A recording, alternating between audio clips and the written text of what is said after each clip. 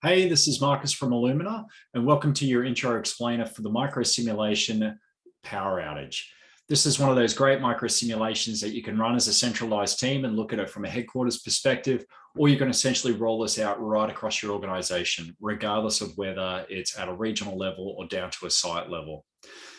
Great microsimulation really to understand the impacts at all levels of the organization and also bring up the capability of site management teams to understand how they might respond. So without further ado, let's get into it. As with all of Illumina's microsimulations, participants can get started with microsimulations by clicking the microsimulation button in the digital event room. This will take them for a quick tour around the dashboard, including how they can access the scenario information, which is housed in the information board, and the tasks that they need to complete as part of the microsimulation. It'll also remind them where the document repository is, where they can access critical information such as business continuity plans, crisis response plans, critical functions lists, and any other documentation deemed necessary for preparedness or response. Once complete, they can get started. In Illumina's microsimulations, we house the scenario of the microsimulation in the digital whiteboards. In particular, the information board provides two facts around the simulation. The information the participants have is that severe weather has caused widespread damage in the region, with news reports confirming that critical infrastructure such as transmission lines have been affected. Local electricity providers are also confirming that power outages may be prolonged in some areas for 72 hours or more. The tasks that have been allocated in this particular microsimulation are very much focused on business continuity and fantastic for teams at particular sites to go through.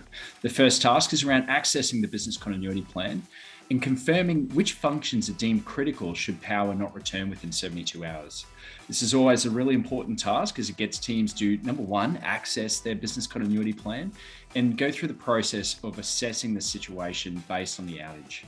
The second task that's been listed there is understanding what resources and equipment might be required to maintain continuity or quickly recover any critical functions that have been affected by the power outage. Finally, the team is to undertake an incident assessment and confirm the level of response required and associated team is likely to be activated. So this will give them practice in understanding, is this a localized issue based on the information we have, or does this need to go up to more of a crisis response? Once participants complete these tasks, they can click complete